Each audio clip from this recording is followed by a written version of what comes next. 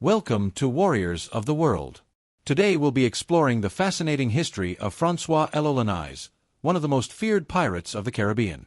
Subscribe now to join our community and support this project. The crystal-clear waters of the Caribbean, a tropical paradise for modern travelers, were during the 17th century the stage for the rise of the most ruthless piracy the seas have ever known. Among those lawless men who sailed these waters, few inspired as much fear as Jean David Now, known to history as François L'Olonnais. The future terror of the Caribbean was born in the small coastal town of Les Sables-d'Olonne, France, around the year 1630. His humble origins as a fisherman's son contrasted dramatically with the destiny that awaited him. During his youth, France was experiencing a time of economic crisis and social unrest, factors that pushed thousands of desperate young men to seek fortune in the New World. L'Olonnais, like so many others, arrived in the Caribbean under the indentured servitude system, a common practice of the time that amounted to temporary slavery. For 3 to 5 years, he would work in brutal conditions to pay for his transatlantic passage. These early experiences in the French Caribbean colonies, marked by mistreatment and deprivation, planted in the young Frenchman the seeds of resentment and cruelty that would characterize his future career. After completing his servitude contract in the French colony of Saint-Domingue, present-day Haiti, L'Olonnais found employment as a boucanier, or buccaneer, hunters who smoked wild beef and pork to sell to passing ships. This occupation, far from the restrictions of colonial society, provided men like him not only sustenance but a first taste of freedom and the opportunity to learn survival and navigation skills that would later prove essential for his pirate career. The island of Tortuga, located off the northwest coast of Hispaniola, functioned as a genuine pirate republic with its own rules and hierarchies. This small island had initially been colonized by French and English buccaneers seeking refuge away from Spanish control.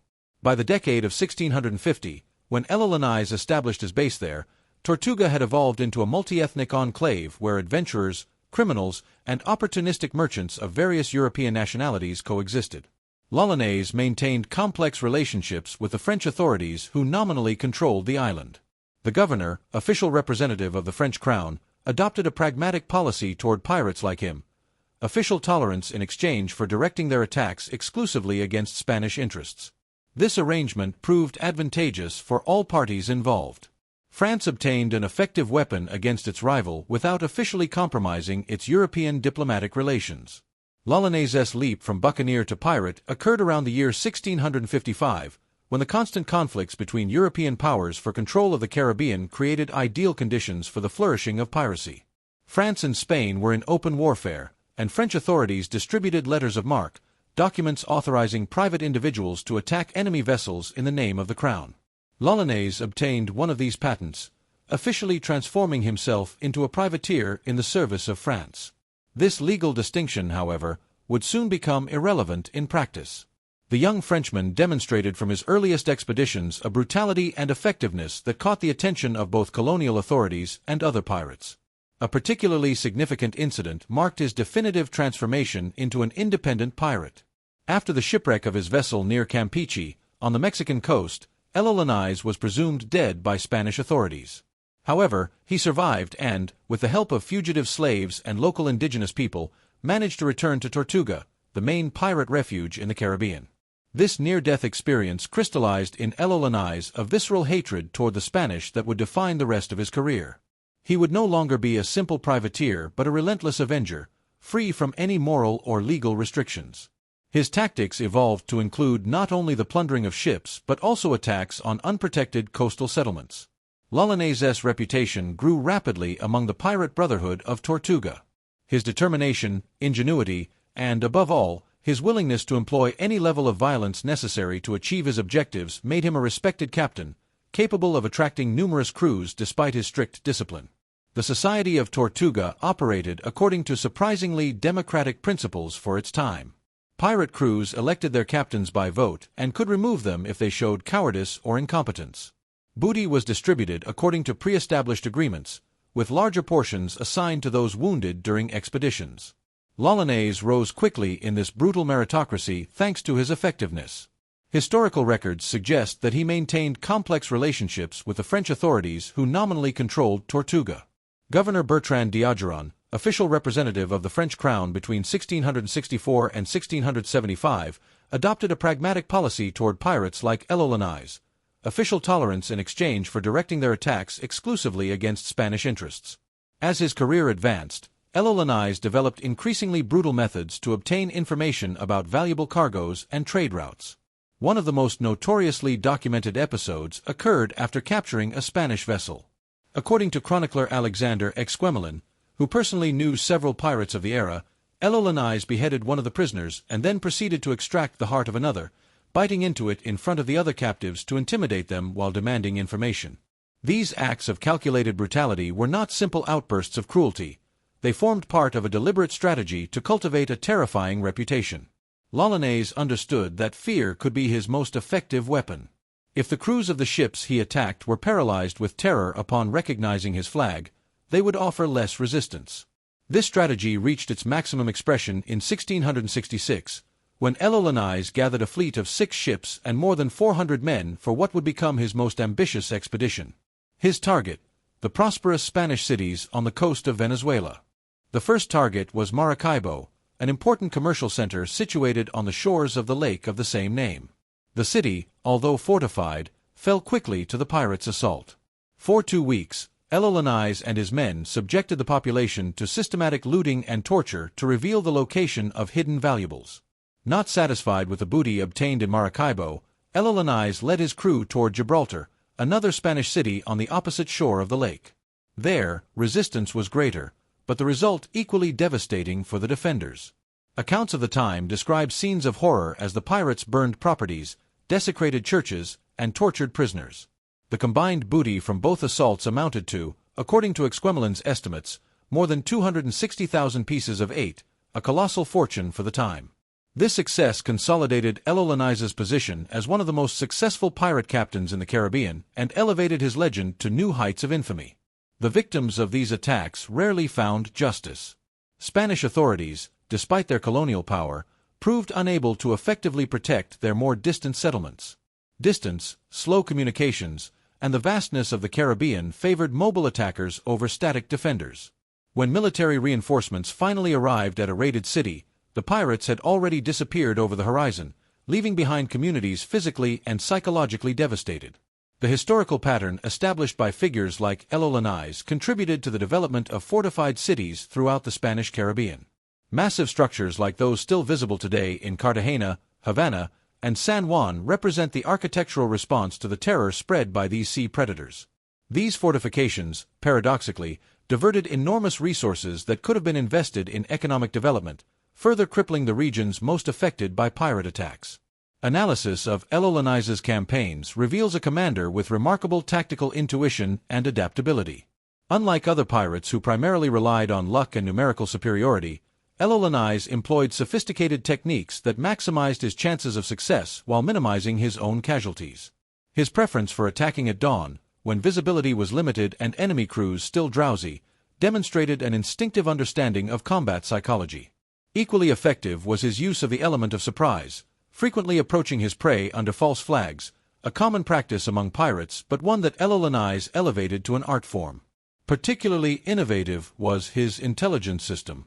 L'Olonnais developed a network of informants in key ports who provided him with details about valuable cargoes and convoy movements. These informants included tavern keepers, prostitutes, and corrupt merchants who, motivated by bribes or fear, facilitated crucial information. Regarding armament, L'Olonnais equipped his vessels with a large number of light weapons such as muskets and pistols, prioritizing firepower over heavy artillery. This tactical choice was ideal for the quick and forceful boardings that constituted his specialty. Crews under his command received specific training in boarding techniques and hand-to-hand combat, turning them into formidable assault forces. Maritime historian David Cordingly points out another less-known aspect of L'Olonnais' tactics: his advanced understanding of Caribbean currents and weather patterns. This nautical expertise allowed him to predict trade routes based on weather conditions and take advantage of favorable winds for perfectly timed ambushes. The vessels under his command, typically light frigates or captured and modified sloops, were equipped to maximize speed and maneuverability. Artillery was generally limited to small-caliber cannons primarily intended to damage the enemy's rigging rather than sink the ship, thus preserving both the vessel and its cargo for capture. Boarding under L'Olonnais' command followed a methodical pattern documented by survivors. First, rapid approach protected by concentrated musket fire to eliminate identifiable enemy officers by their clothing. Second, simultaneous launching of grappling hooks from multiple points to immobilize the target vessel. Finally, coordinated assault waves of men armed with sabers, axes, and pistols, preceded by the launching of primitive powder grenades to create confusion. The effectiveness of these attacks resided as much in their technical precision as in the psychological terror they inspired. L'Olonnais' reputation frequently preceded his assaults, paralyzing the will to resist among merchant crews who preferred to surrender immediately rather than face his famous cruelty.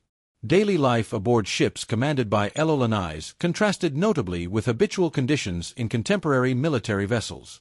While European national navies maintained discipline through severe corporal punishment and strict hierarchies, pirate crews operated under consensual codes that granted specific rights and responsibilities to each member.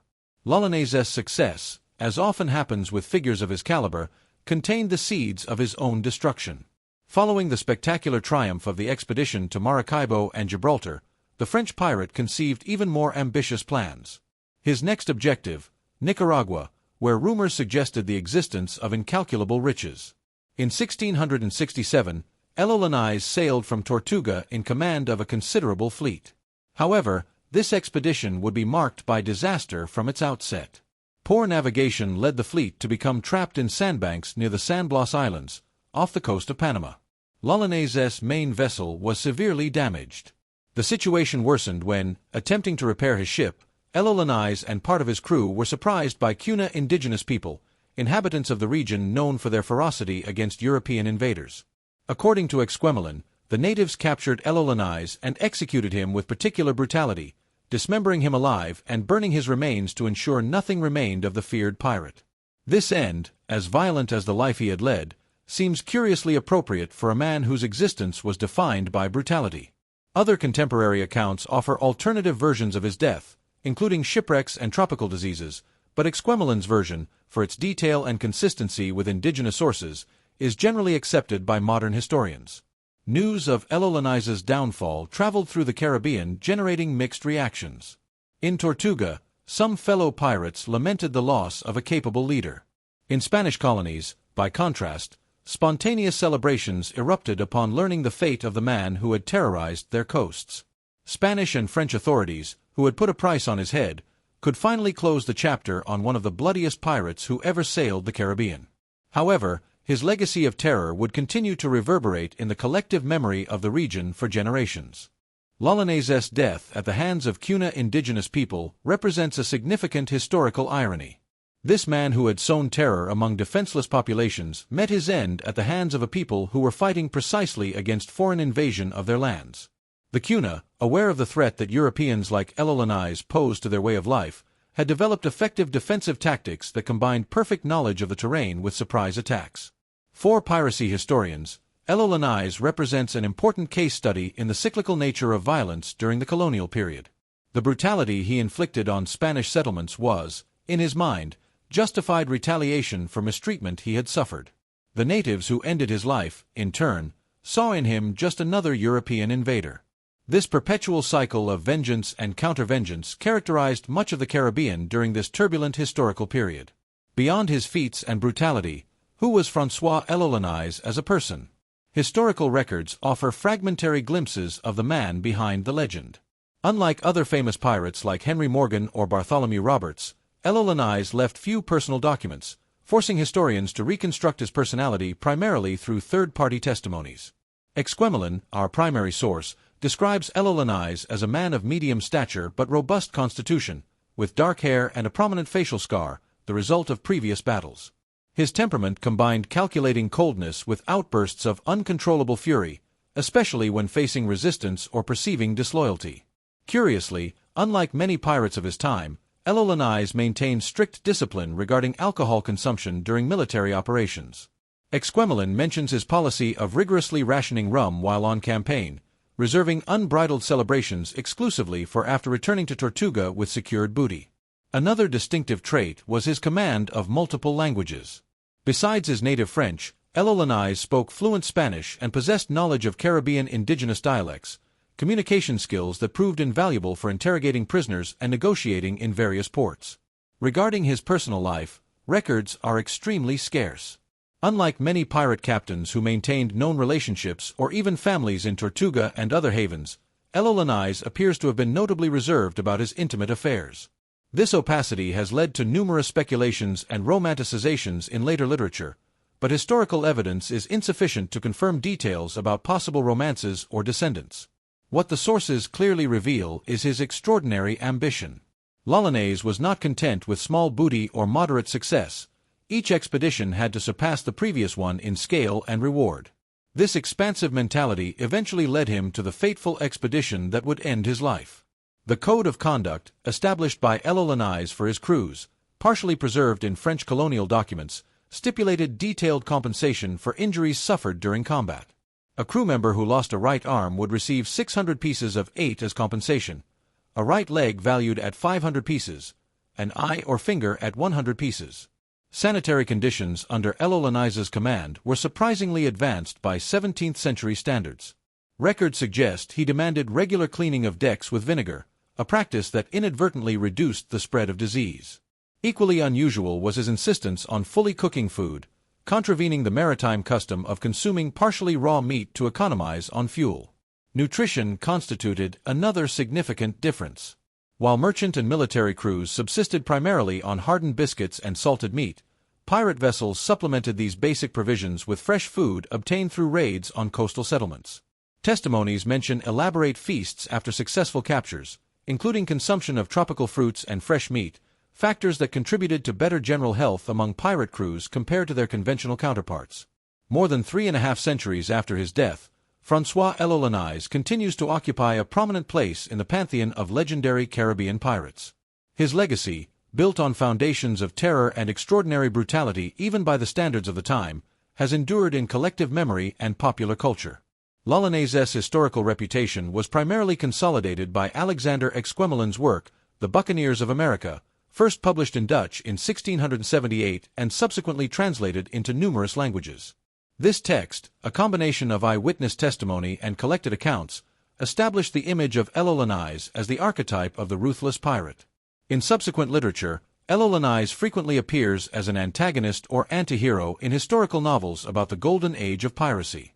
From Emilio Salgari's The Black Corsair to more recent works like Tim Severin's Pirate, authors have found in his figure a perfect emblem of the unlimited cruelty that characterized certain aspects of the colonial period. Cinema and television have perpetuated his legend through dramatic portrayals, although frequently softening the more disturbing aspects of his behavior to adapt it for modern audiences. Historical documentaries, by contrast, tend to emphasize precisely these elements of extreme brutality as a defining characteristic. From a broader historical perspective, L'Olonnais represents a characteristic product of his time. European colonial expansion in the Caribbean created conducive conditions for figures like him. Men stripped of traditional social restrictions, thrown into an environment where violence was commonplace and personal fortune could be built through systematic looting. Contemporary historians like Chris Lane and Marcus Rediker have analyzed Caribbean piracy as a complex socio-economic phenomenon, where characters like L'Olonnais simultaneously represented rebellion against established power structures and reproduction of the same exploitative dynamics on an individual scale.